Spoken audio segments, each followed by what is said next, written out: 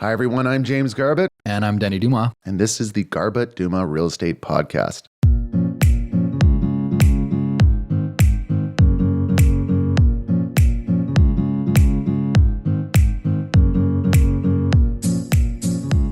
Are rate hikes driving a wedge in your relationships? Are rate Yes. hikes? Yeah. Are you panicking? Yes. Yeah. Rates are getting really stressful right now. I think almost 100% of my phone calls with clients so far in January and in the end of December have been about rate hikes. So the biggest question is, what should we do? A lot of my clients want to know what to do. Like, should we sell? Should we refinance? What should we do? Pressure's on. And it's usually people who've purchased in the last 2 years that I'm getting this phone call from. It is the most common talked about subject for the last 6 months. Everywhere you go out for dinner, the person next to you is talking about rates. Sitting at the bus stop, person next to you is talking about rates. Using a public toilet, the person next to you in the stall next to you is on the phone talking about rates to someone.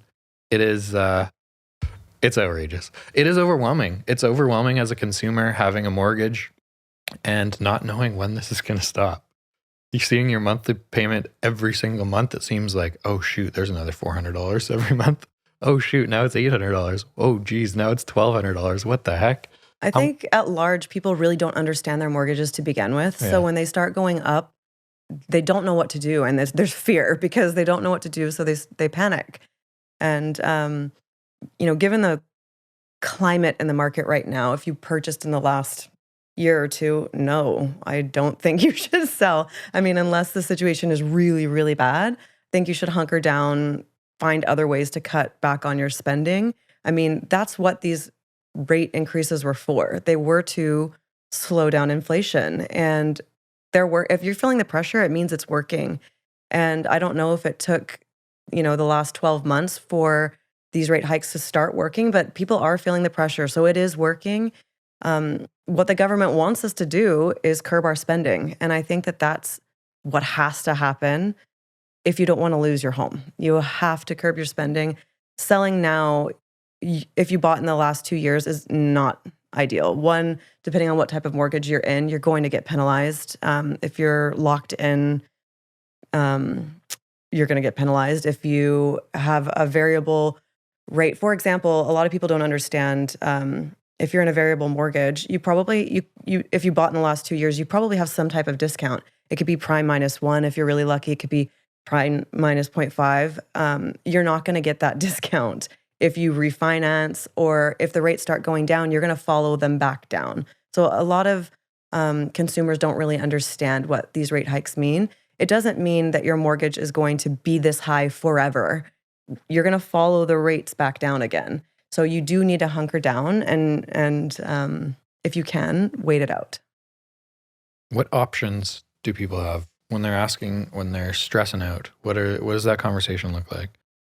Well, number one, you have to look at your monthly expenses. That's what it is. You've got to look at your monthly expenses and see what you can afford and how much more you can afford. So if the last rate hike was it for you and if it raises again and you cannot afford it, in that circumstance, I would recommend considering selling because you don't want to get into a situation where you're defaulting. You just really don't. So if you have hit your threshold and you've already cut back and you're eating ramen every night, then I'd say consider selling. Sometimes you have to scrap it and try again. Don't be stubborn. But if there is some room, I would try to hold on to your property. So that's option one. Option one is hold on to your property. Option two is sell. So you just really need to have a good handle on what you can afford. And if there are areas to cut back, maybe you don't go to Hawaii for spring break this year, but it's inflation. That's what we're dealing with. You don't want to sell if that's not the excitable option. And usually when we're starting to get these phone calls about stressed out about monthly expenses going up, there's a lot to consider. And every conversation is very different. But some options on the side of keeping your home are looking at fixed rates. If there is a number that is currently available that is going to help you mentally, help you go to sleep at night, you could consider locking into a fixed rate term. The fixed rates have actually dropped in the last few months, which is interesting and makes us a little bit optimistic about the near future in terms of where variable is going. But the 5-year fix now is well below variable. The 5-year fix now, which I can't remember seeing, but is well below 1 and 2 year fixed, which to me means banks are trying to steer people towards a longer fixed term because they understand that the prime rate won't stay around where it is for a significant amount of time. At least that's what it's leading me to believe. A 5-year fix now is 4.79, I think the last I saw, which is almost 1% less than my variable mortgages right now. So that's an option to lower your monthly costs on your home slightly. The other option, if you've lived in your home for a little while, more than a year or two, is to look at refinancing your home. You have the option to extend to a 30-year amortization. Let's say you've been there for 5 or 6 years, you're on a variable, you just renewed your variable a year ago or whatever that may be. You have the option to extend that amortization back to 30. That will lower your monthly cost because it's spread out over more months. Keep in mind, like, talking about refinancing is always an option. And I think a lot of people get caught in, well, if I refinance now, I'm refinancing at a higher rate at a lower discount. The discount off prime used to be prime minus 1.1, 1.2. And right now it's prime minus 0.3, 0.4, whatever that may be. Yes, that's correct. But if you're getting to a point where you are struggling to make your monthly payments, look at the option, chat with a mortgage broker about extending your amortization to 30 years.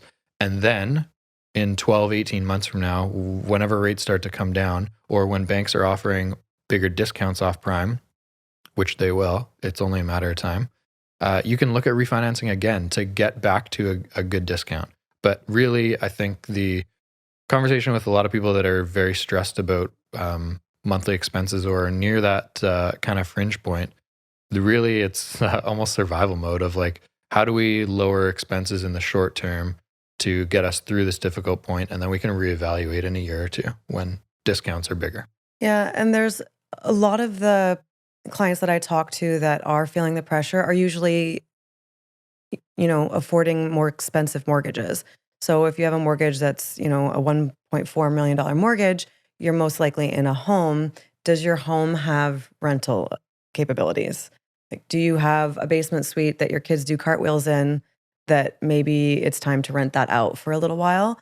So I definitely think being smart with what you own is really important. There's definitely a lot of people out there that have homes large enough to have, a rental in them. So that's an option if you already have the rental available. A lot of homes in Burke Mountain have suites in them that aren't being used. Coquitlam, Port Coquitlam wanted all of those homes to have suites, so they do, but they're not all being rented, and that's something really important to look at. If you have that capability to help, that's why it's called a mortgage helper. I would try to do that. My only caution with refinancing is to remember the whole point in being in a variable is to be able to take advantage of the lowest rate possible. So when the rates do go back down, you get to ride the wave back down.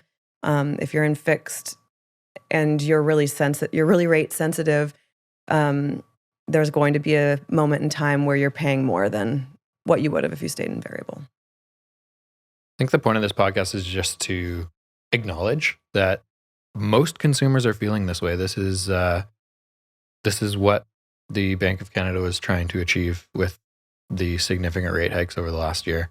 And also to just point out that there are options available to you. Just talking to the right professionals. If you don't have a great mortgage broker, we'd love to share contact information with you. It's very specific to your situation. So yes, we pointed out a few different options, locking into a fixed mortgage that's slightly less right now than variable, looking to extend the amortization of your mortgage to draw out payments a little bit. But there are options. It's just chatting with the right people to get them. I feel like this podcast is turning into an interest rate hike support group. Like, we're all going through this. We can all get through this together, guys. All of our clients are going through it. A lot of people are going through it. It's not just you. There's people out there that you can talk to.